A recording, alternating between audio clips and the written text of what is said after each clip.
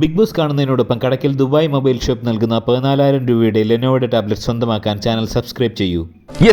എല്ലാവർക്കും നമസ്കാരം. അങ്ങനെ എല്ലാവരും ആകാംക്ഷയോടെ കാത്തിരുന്ന ആ ഒരു എപ്പിസോഡ് കഴിഞ്ഞിരിക്കുന്നു. അക്ഷരാർത്ഥത്തിൽ ഈ കഴിഞ്ഞ ദിവസങ്ങളിലേക്ക് കമ്പയർ ചെയ്ത് നോക്കുമ്പോൾ ഏറ്റവും നല്ല ഒരു എപ്പിസോഡ് എന്ന് തന്നെ പറയാം. തുടക്കത്തിൽ തന്നെ ലാലേട്ടൻ ഊന്നൽ നൽകിയത് സേഫ്റ്റിക്ക് തന്നെയാണ്. അതായത് ഗ്യാസ് തുറന്നിട്ടിട്ട് വളരെ അലക്ഷ്യമായി ബിഹേവ് ചെയ്യുന്ന ഹൗസ്മേറ്റ്സിനെ അങ്ങേയറ്റം ശകാരിക്കുന്ന മുൻപെങ്ങുമില്ലാത്ത ഒരു ബോഡി ലാംഗ്വേജാണ് ശ്രീ മോഹൻലാൽ കാഴ്ചവെച്ചത്.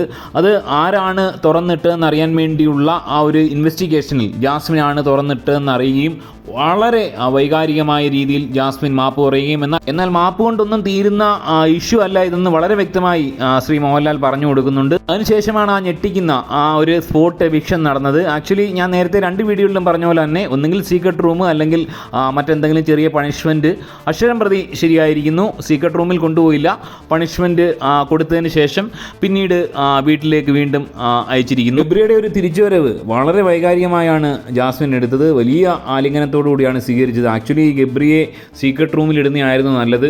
വൈൽഡ് കാർഡൊക്കെ വരുമ്പോൾ സീക്രട്ട് റൂമിൽ ഇരുന്ന് പുതിയ എന്തെങ്കിലും പദ്ധതികൾ ജാസ്മിൻ പ്ലാൻ ചെയ്യുവാണെങ്കിൽ അത് കാണാനുള്ളൊരു സാഹചര്യം വേണമെങ്കിൽ ഒപ്പിച്ചു കൊടുക്കാമായിരുന്നു. പക്ഷേ എന്തോ അതിലോട്ടൊന്നും കാര്യങ്ങൾ പോയില്ല. അതുമാത്രമല്ല, ഗ്യാസിൻ്റെ വിഷയത്തിൽ ജാസ്മിനോട് വേണമെങ്കിൽ ലാലേട്ടനെ ചോദിക്കാമായിരുന്നു. ഗ്യാസിൻ്റെയൊക്കെ കാര്യം ശ്രദ്ധിക്കാൻ ജാസ്മിന് എവിടെയാണ് സമയം? ജാസ്മിന് അതൊന്നും അല്ലല്ലോ ഇവിടെ ശ്രദ്ധ. ജാസ്മിന് ശ്രദ്ധ ഒറ്റ കാര്യത്തിൽ മാത്രമല്ലേ ഉള്ളൂ എന്ന് വേണമെങ്കിൽ ചോദിക്കാമായിരുന്നും എനിക്ക് തോന്നി. ഗബ്രിയേക്കാൾ വൈകാരികമായാണ് ജിൻഡോ തിരിച്ചു കയറിയെന്നാണ് എനിക്ക് തോന്നിയത്. കാരണം ജിൻഡോ പറഞ്ഞൊരു ഡയലോഗുണ്ട്, ഈ ലെവലിൽ നമ്മളെ പുറത്തേക്ക് ഇറക്കി വിട്ട് കഴിഞ്ഞാൽ നാണം കെട്ട് നമ്മൾ പണ്ടാര അടങ്ങില്ലേ ലാലേട്ട എന്ന് ചോദിച്ചത് കണ്ടു കഴിഞ്ഞാൽ ആരും ചിരിച്ചു പോകും. ആ ലെവലിലുള്ളൊരു ചോദ്യമായിരുന്നത്. എനിവേ രണ്ടുപേരും തിരിച്ചു കയറിയിരിക്കുന്നു. എനിവേ ആകെ മൊത്തം ടോട്ടൽ എപ്പിസോഡ് ഒരു ഫ്രഷ്നെസ് ഫീൽ ചെയ്ത് ഇവരെ ഇങ്ങനെ പുറത്താക്കാൻ കൊണ്ടുപോകുന്നതും പിന്നീട് തിരിച്ച് കയറ്റുന്നതൊക്കെ ഒരു ഡിഫറൻ്റ് ആയിട്ട് തോന്നി. വളരെ നന്നായിരുന്നു. കഴിഞ്ഞ സീസണിലൊന്നും ഇല്ലായിരുന്നു, മുൻകാല സീസണിലൊക്കെ ഉണ്ടായിരുന്നു. എനിവേ വളരെ ഒരു ഫ്രഷ്നെസ് ഫീൽ ചെയ്തു. അതിനുശേഷമാണ് എവിക്ഷൻ നടന്നത്. എവിക്ഷനിൽ യമുന ഔട്ടായി പോകുന്നു. അതിനുശേഷമാണ് ഏറ്റവും വലിയ നാടകീയ മുഹൂർത്തങ്ങൾ നടന്നത്. അതായത് യമുന ഔട്ടാവുമ്പോൾ ഏറ്റവും അധികം പൊട്ടിക്കരഞ്ഞ് തറയിൽ കിടന്ന് ഉരുണ്ട് പെരണ്ട് അലമുറയിട്ട് കരയുന്ന ജാൻമണിയെ കണ്ടപ്പോൾ സത്യം പറഞ്ഞു കഴിഞ്ഞാൽ ഈ ബിഗ് ബോസ് ഒക്കെ ദേശീയ അവാർഡിനെങ്ങാനും പരിഗണന വരുവാണെങ്കിൽ ഉറപ്പായിട്ടും പ്രമേയത്തിന് മമ്മൂട്ടിക്കോ ആടുജീവിതത്തിന് പൃഥ്വിരാജിനോ ഒന്നും കിട്ടത്തില്ല, ജാൻമണിക്ക് തന്നെ കിട്ടും. അത്രയും മികച്ച ഒരു ഓവറോൾ പെർഫോമൻസാണ് ജാൻമണി ഇന്ന് കാഴ്ചവെച്ചത്. ഇത്രയും അധികം വൈകാരികമായി കരയാൻ മാത്രം ഇവിടെ എന്തുണ്ടായി എന്ന് ചോദിച്ചു കഴിഞ്ഞാൽ അറിയില്ല.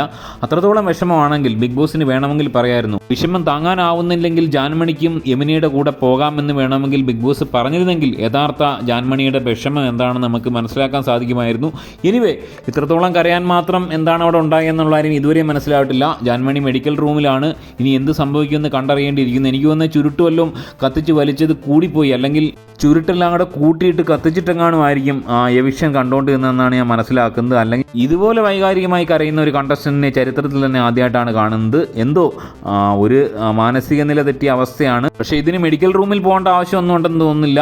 നല്ലൊരു പുക വിട്ട് കഴിഞ്ഞാൽ മാറാവുന്നതേ ഉള്ളൂ ജാൻമണിയുടെ ഈ പ്രശ്നങ്ങളെന്നാണ് ഞാൻ മനസ്സിലാക്കുന്നത്. എനിവേ ഈ എപ്പിസോഡിൽ ഏറ്റവും അധികം പഴി കേട്ടതും നാറാണക്കല്ലെടുത്തതും ജാസ്മിനാണ്. അങ്ങനെ കണ്ടിന്യൂസ് ആയിട്ട് 2 വീക്കെൻഡിലും എയറിൽ പോകുന്ന ഒരു വ്യക്തിയായി ജാസ്മിൻ മാറുന്നുണ്ട്. ജാൻമണിയുടെ അഭിനയ സബരിയും കൂടെ ആവുമ്പോൾ അത് പൂർണ്ണമാകുന്നു. എനിവേ ഈ എപ്പിസോഡിനെ കുറിച്ചുള്ള നിങ്ങളുടെ അഭിപ്രായം കമൻറ്റായി രേഖപ്പെടുത്തുക. ചാനൽ സബ്സ്ക്രൈബ് ചെയ്യുക. ബൈ.